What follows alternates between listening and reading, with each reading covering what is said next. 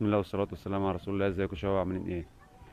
استكمالا لموضوع الحلقة اللي فاتت، سباحين المسافات الطويلة وسباحين السرعة، ايه الفرق بين الاتنين، والالياف البيضاء والالياف الحمراء. اتكلمنا في الموضوع ده الحلقة اللي فاتت. اللي ما شافش الحلقة اللي فاتت يروح يتفرج عليها الاول عشان يفهم الحلقة دي. واللي ما اشتركش في القناة يا ريت يشترك بسرعة ويفعل زرار الجرس.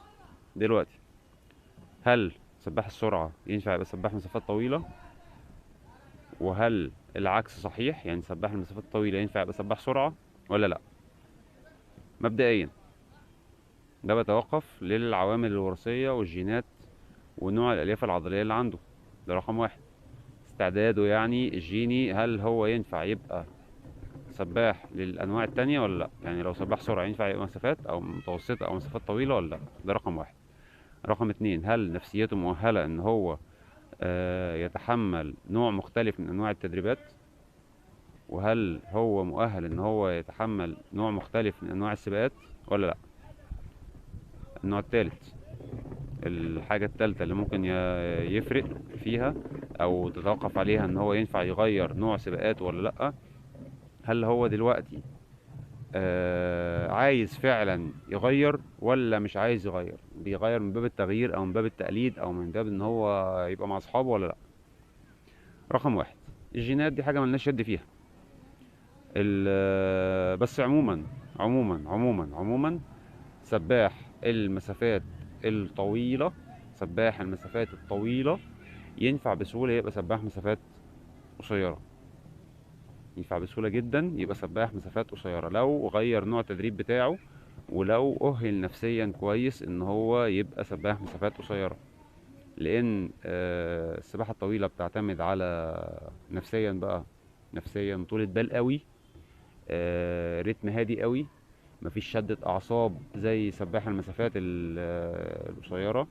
فهو محتاج يعكس، محتاج يغير، محتاج يقلب الموازين بتاعته كلها. يعني كل حاجة ما كانش بيحبها هيحبها، كل حاجة ما كانش بيعملها هيعملها، والعكس صحيح. سباح المسافات الطويلة اللي متعود على ستريس عالي قوي في وقت قصير قوي وبعد كده ريلاكس خالص، لا مفيش الكلام ده. انت محتاج فترة طويلة قوي تبقى محطوط تحت ضغط كبير قوي، وفي نفس التوقيت تفضل مواظب ومثابر عليه، وعندك القدرة على الاستمرار على كده. يعني على سبيل المثال، السباح اللي بيعوم 50 متر مثلا في 23 ثانية، في 22 ثانية، في 21 ثانية، ايا كان الزمن اللي بيجيبه، زمن لا يتعدى 30 ثانية. انت بتجيب الماكسيمم باور بتاعك في 30 ثانية او اقل طبعا. خلاص. ما ينفعش دوت بين يوم وليلة اقول له تعالى حبيبي انت هتنزل البحر هتعوم ساعتين متواصل او ساعة ونص متواصل. مستحيل، مش هيعرف يعملها. حتى في التمرين، تمرين سباح المسافات القصيرة بتبقى تمرينة صغيرة، بيعوم اجزاء منها حاجات طويله 400 و800 و1500، بس حاجات بتبقى كلها دريلز وتكنيك وستايل ورجلين وترنات وستارتات، وتبقى حاجات حاجات فيها راحات طويله وباور، يعني قوه انفجاريه، قوه مميزه بالسرعه، حاجات كلها بتخدم السبق بتاعه. فدلوقتي ما ينفعش اجي مره واحده اقول له تعالى من هنا اوديك هنا، ما ينفعش. لازم ياخدها بالتدريج، ولازم سنه سنه علشان يبتدي يتأقلم عليها، وعلشان يتقبلها، وعلشان يبتدي يجني ثمار اللي هو بيعمله. لأن الشيفت اللي هيحصل ده مش سهل وما بينفعش مع كل الناس. تمام. طيب نبدأ في البداية.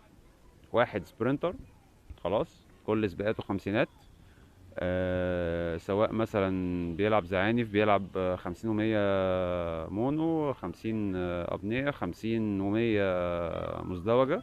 دول مثلا خمس سباقات اهم اللي بيتميز فيهم، اللي هي سباقات السرعة.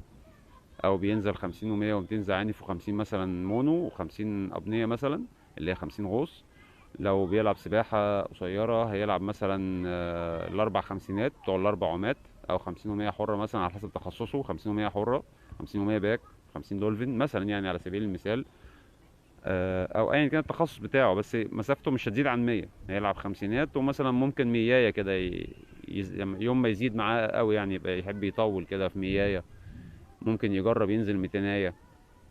بس الأساس بتاعه خمسينات. تمام. طيب، الخمسين بأي حال من الأحوال مش هتزيد عن 30 ثانية. لو بريست يبقى مثلا ممكن 33 ثانية ولا حاجة. في المستويات اللي هي مش عاليه قوي.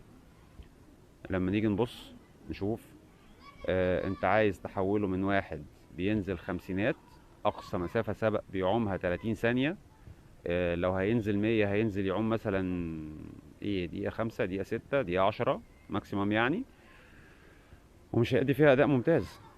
لان هو مره واحده ينزل 400 يفضل عايم مثلا 5 دقايق متواصل بشده عاليه، ازاي؟ مش هتيجي. لازم مبدئيا تأهله سنة سنة، تسحبه من سباقات الخمسينات. الكلام ده بالذات للمدربين والأولياء الأمور اللي بيتدخلوا في التدريب. الله يبارك لكم وارحمونا، الله يبارك لكم وارحمونا، كفاية تدخلات. من فضلكم سيبوا المدربين والمديرين الفنيين والمديرين العموم يشتغلوا، من فضلكم. عندك مشكلة خش اتكلم، لكن ما تتدخلش في حاجة ما تخصكش.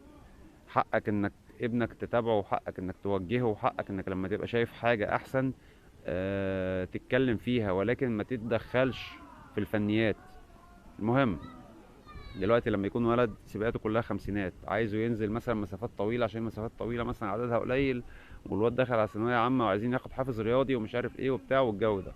طيب مبدئيا عشان يعمل حاجة زي كده محتاج سنة سنة ونص، عشان نبقى بنتكلم في الصح. ده لو ملوش خلفيات في الديستانس قبل كده. لو الولد طول عمره سبرينتر خلاص، هيبتدي نأهله، نسحبه مرة ننزله ميتيناية، مرة ميتينتين، مرة 3 ميتينات، مرة 400 تجارب ينزلها بس كده ايه سبق كده مش معمول حسابه جنب السباقات الأساسية بتاعته.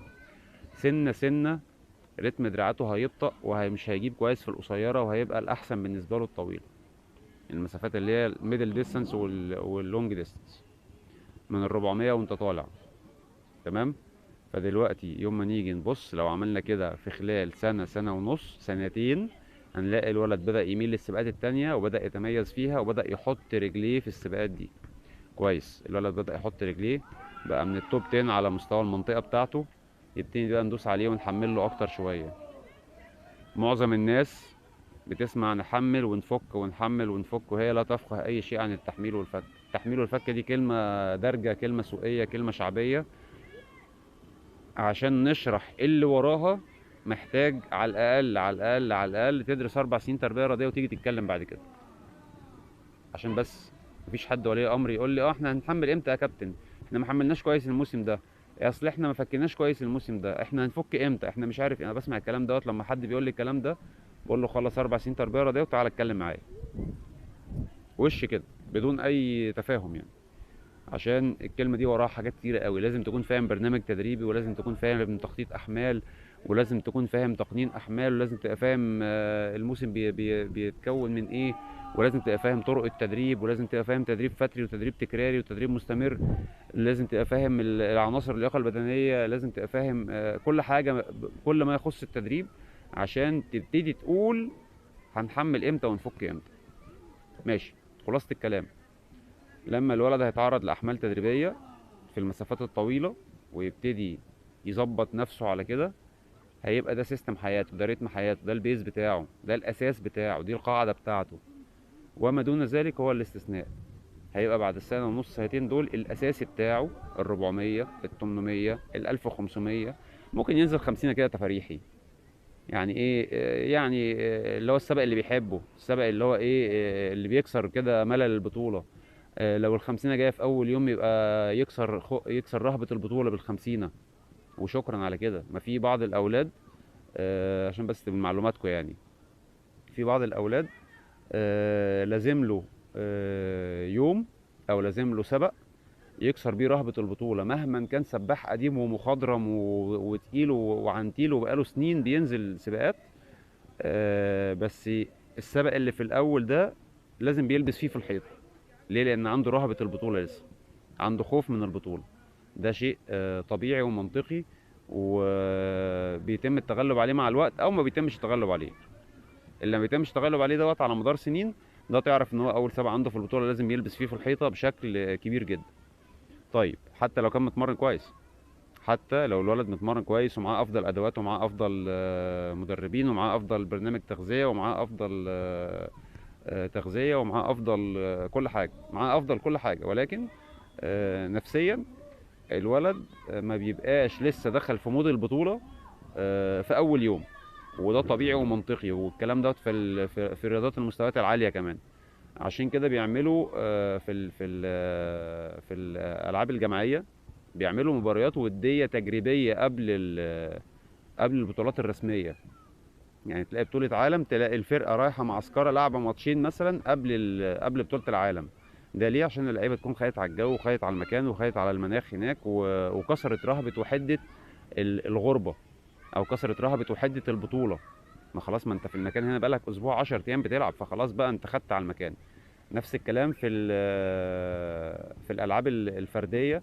الاولمبياد وبطولات العالم والكلام ده لازم يسافروا قبلها مثلا بفتره، وخاصه لو مسافرين مكان بعيد عنهم، مكان فيه مرتفعات، مكان فيه اكسجين قليل، مكان غريب عنهم، درجه الحراره مختلفه. يعني احنا مثلا في مصر مثلا رايحين نلعب في روسيا، رايحين نلعب في اوكرانيا، رايحين نلعب في فنزويلا، رايحين نلعب في دوله المناخ بتاعها مختلف تماما. فلا، لازم نروح قبلها بفتره عشان يحصل ادابتيشن. طيب، خلاصة الكلام، سباح المسافات القصيرة ينفع يبقى سباح طويلة؟ اه، ولكن لازم يغير سيستم التدريب بتاعه بشكل كلي. هيحصل مرة واحدة؟ لا، هيحصل بشكل تدريجي على مدار سنة ونص، سنتين. في ناس بتستجيب أقل من كده، مدة أقل من كده، ناس تستجيب في مدة أطول من كده. لغاية كده الفيديو بتاعنا خلص عشان ما يطولش عليكم. الحلقة اللي جاية إن شاء الله بإذن الله هتكلم فيها عن سباحين الديستانس، ينفع يقلبوا مسافات قصيرة ولا لا؟ سباح الديستانس ينفع يبقى سبرينتر ولا لا؟ شكرا، سلام عليكم.